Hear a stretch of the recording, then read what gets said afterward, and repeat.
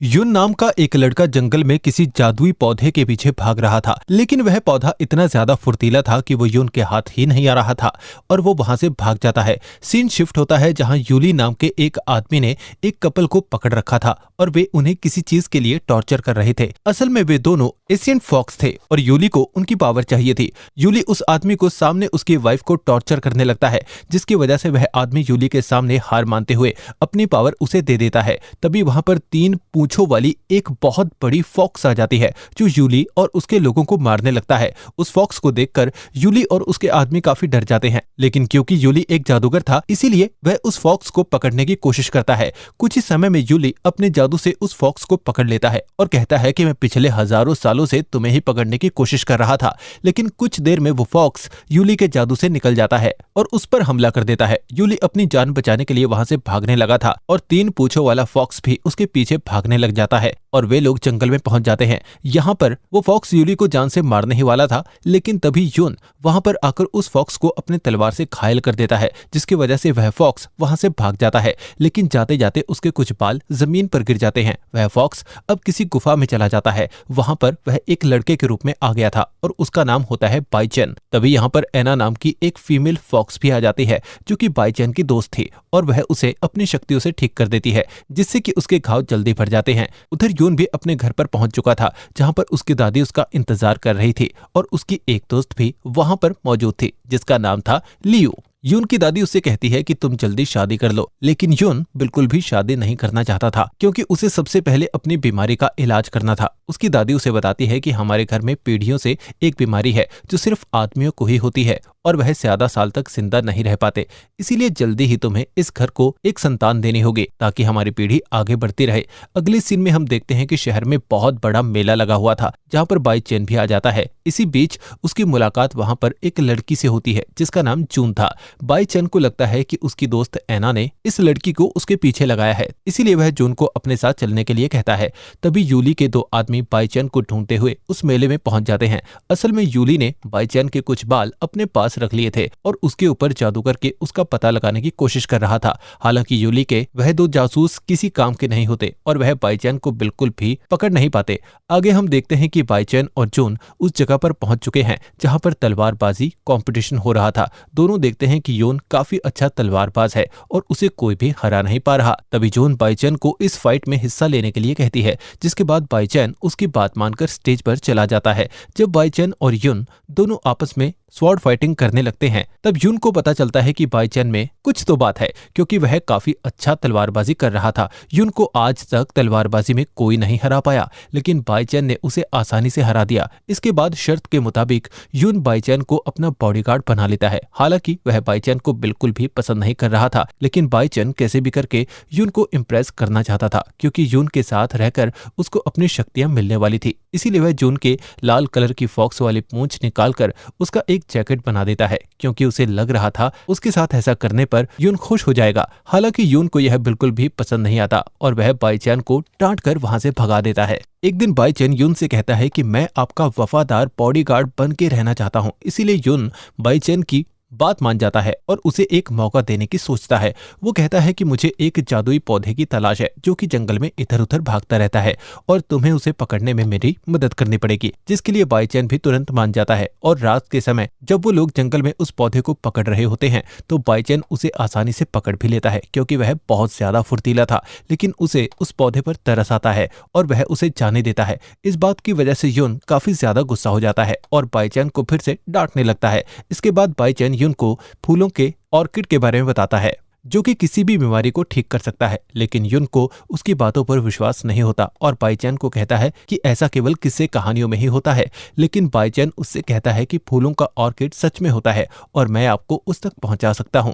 अगले दिन बाईचेन और यून दोनों ही फूलों का ऑर्किड ढूंढने के लिए एक माउंटेन पर चले जाते हैं और कुछ ही दूरी में उन्हें एक गहरी खाई दिखाई देती है। दोनों बिना सोचे समझे उस खाई में कूद जाते हैं और एक अंधेरी गुफा में पहुंच जाते हैं। तभी अचानक से यून को वहां पर विजन्स आने शुरू हो जाते हैं जिसमें वह देखता है कि उसकी दादी उसकी बीमारी के लिए उसको ही ब्लेम कर रही थी, लेकिन बाईचेन यून को जगा देता है और यून का ये भ्रम टूट जाता है। जब वो दोनों भी उस गुफा में फूलों का ऑर्किड ढूंढने के लिए जाते हैं तभी वहाँ पर यूसीडीएल नाम का आदमी दिखाई देता है। वो वहाँ पर अपनी मरी हुई बीवी की लाश की रक्षा कर रहा था और उसी के पास फूलों का ऑर्किड भी था जिसने उसकी बीवी की आत्मा को अभी तक कैद करके रखा हुआ था। यूसीडीएल को बाईचैन और यून पर बहुत गुस्सा आता है और वह उन दोनों पर हमला करने लगता है, लेकिन बाईचैन बड़ी ही चालाकी से फूलों के ऑर्किड तक पहुंचकर उसे उठा लेता है। यह देखकर यूसीडीएल को बहुत गुस्सा आता है, लेकिन बाईचैन उसे समझाने लगता है कि यह फूलों का ऑर्किड तुम्हारी बीवी को जिंदा रखने में मदद नहीं कर रहा, बल्कि उसकी आत्मा को कैद करके रखे हुए था और तुम भी एक आत्मा ही हो, इसीलिए तुम दोनों को अब मुक्ति मिल जानी चाहिए। यह बात सुनकर यून को काफी ज्यादा हैरानी होती है, क्योंकि यूसीडीएल भी खुद एक आत्मा ही था और वह अपनी बीवी की आत्मा की रक्षा कर रहा था। लेकिन बाईचैन के काफी ज्यादा समझाने पर यूसीडीएल उसकी बात मान जाता है और वह फूलों का ऑर्किड उसे दे देता है। तभी यूसीडीएल की बीवी की आत्मा भी वहां पर आ जाती है और दोनों बाईचैन को शुक्रिया बोलकर हमेशा हमेशा के लिए मुक्त हो जाते हैं। इसके बाद बाईचैन यून की फूलों का ऑर्किड लेकर वापस आ जाता है और यून बाईचैन को उसके लिए शुक्रिया कहता है। धीरे धीरे यून बाईचैन पर काफी ज्यादा ट्रस्ट करने लगा था और वह उसे पसंद आने लगा था। अगले सीन में हम देखते हैं कि यून अपने कमरे में चला गया था और यून ऑर्किड के फूलों को सूंघने लगता है ताकि उसकी शक्तियों से उसकी बीमारी ठीक हो जाए।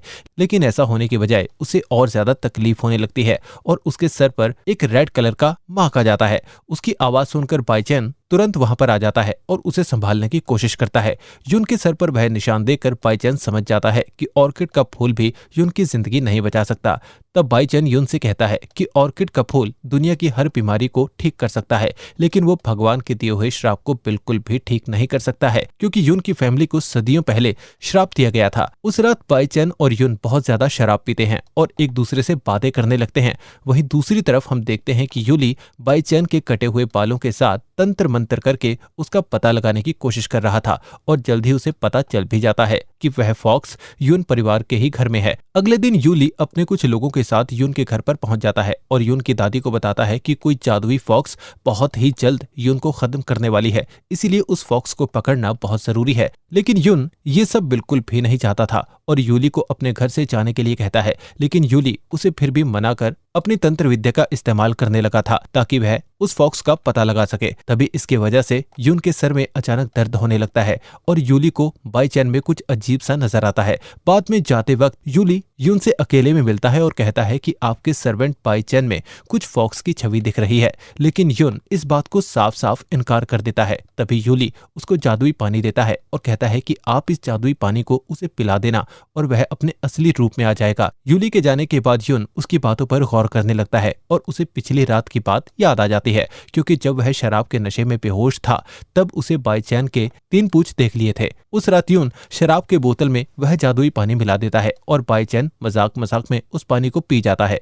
इसके बाद वह अजीब बर्ताव करने लगता है और कुछ ही समय में एक बहुत ही खूंखार फॉक्स बन जाता है। फॉक्स बनने के बाद बाईचैन को कुछ याद नहीं रहता और वह यून पर हमला करने की कोशिश करता है, जिसकी वजह से पूरे कमरे में आग लग जाती है और ऊपर से एक लकड़ी का टुकड़ा यून के ऊपर गिरने वाला था। लेकिन तभी भेड़िए को सब याद आ जाता है और वो यून को बचा लेता है। बाईचैन फिर से भेड़िए से इंसानी रूप में आ जाता है और वहीं पर बेहोश हो जाता है।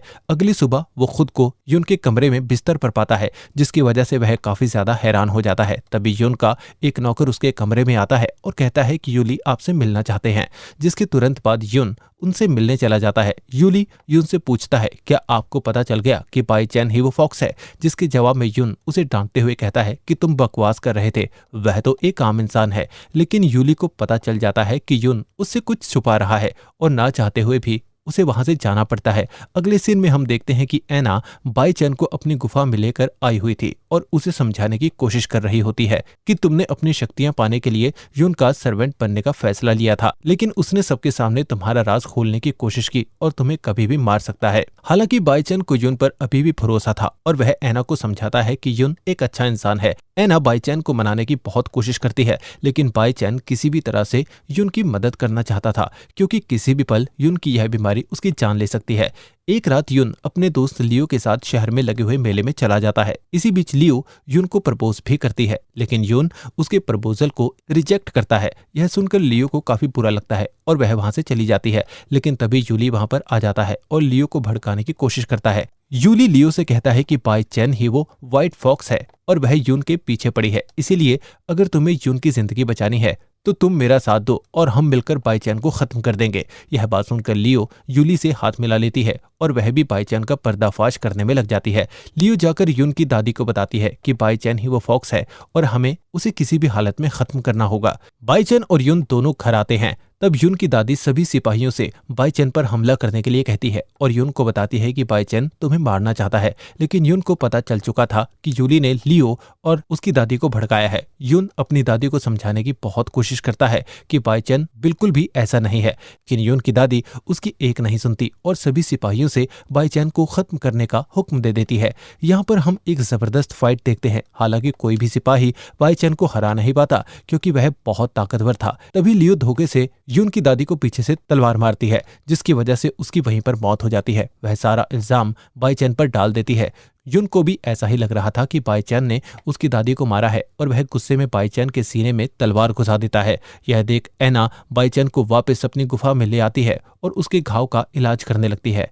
एना बाई चैन को फिर से कहती है कि तुम्हें अब यून से दूर रहना होगा क्योंकि वह भी तुम्हारा दुश्मन बन चुका है, लेकिन बाई चैन एना की एक नहीं सुनता और वह अभी भी यून की मदद करना चाहता था। अब ना चाहते हुए भी एना अपने जादू की मदद से बाई चैन को एक प्रोटेक्शन शील्ड में कैद कर देती है ताकि वह उस गुफा से बाहर ना निकल सके। बाई चैन उस प्रोटेक्शन शील्ड से बाहर निकलने की बहुत कोशिश करता है, लेकिन तभी वहां पर जून भी आ जाती है और वह बाई चैन को रोकने की बहुत कोशिश करती है। बाई चैन जून से अपनी मदद के लिए कहता है। आखिर में जून को भी बाई चैन की बातों पर यकीन हो जाता है और वह समझ जाती है कि जून एक अच्छा इंसान है और इसीलिए वह बाई चैन को उस प्रोटेक्शन शील्ड से बाहर निकाल देती है। तभी दूसरी तरफ लियो यून को लेकर यूली के पास पहुंच जाती है, जहां पर यूली यून को बाई चैन के खिलाफ भड़काने की कोशिश करती है और उसे एक हथियार देकर बाई चैन का कत्ल करने के लिए कहता है। यूली उसको बताता है कि बाई चैन तुम्हारी जान ले सकता है, इसीलिए तुम उसको खत्म कर दो। लेकिन यून यूली की ये चाल समझ जाता है और कहता है कि बाई चैन मेरा कोई दुश्मन नहीं है, बल्कि तुम मेरे दुश्मन हो और मुझे सारी चीजें पता चल चुकी हैं। असल में यून को भी पता चल चुका था कि उसकी दादी को यूली ने मारा है, ना कि बाई चैन ने, और इसका बदला लेने के लिए यूली पर हमला कर देता है। लेकिन क्योंकि यूली एक जादूगर भी था, इसीलिए वह यून पर भारी पड़ रहा था। इस लड़ाई में लियो भी पेड़ से टकराकर बेहोश हो जाती है और यूली यून को खत्म करने ही वाला था, लेकिन तभी वहां पर एंट्री होती है बाई चैन की, जो अपनी पूरी ताकत लगाकर यूली पर हमला कर देता है। लेकिन तभी यूली एक ऐसा जादू करता है जिसकी वजह से अगर बाई चैन को कोई भी हमला करेगा तो उसका सीधा असर यून पर होगा। यूली बाई चैन से कहता है कि अगर तुम्हें यून को जिंदा रखना है तो तुम मुझे अपनी सारी ताकत दे दो। बाई चैन किसी भी हालत में यून को मरने नहीं देना चाहता था, इसीलिए वह यूली की बात मान जाता है और उसे अपनी सारी ताकत दे देता है। दूसरी तरफ उस गुफा में जून एना से माफी मांग रही थी क्योंकि उसी की मदद से बाई चैन उस प्रोटेक्शन शील्ड से बाहर निकलने में कामयाब हो पाया। इधर बाई चैन अपनी सारी ताकत यूली को दे चुका था, जिसकी वजह से यून के सर पर लगा वह श्राप हट जाता है और उसकी जिंदगी बढ़ जाती है। लेकिन बेचारा बाई चैन मरने वाला होता है। तभी यून उसका हाथ पकड़ता है और उसे मरने से रोकता है, पर बाई चैन उसे समझाता है कि मेरे मरने से तुम्हारी जिंदगी बच जाएगी और तुम्हारे सर से यह श्राप हट जाएगा, इसीलिए मुझे जाने दो। और तुमने तो मुझसे वादा किया था कि तुम किसी भी हालत में जिंदा रहोगे। इसके कुछ ही पल बाद बाई चैन धूल बनकर आसमान में कहीं गायब हो जाता है और यून के सर से वो श्राप का निशान भी गायब हो जाता है। इसी के बाद मूवी यहीं पर एंड हो जाती है।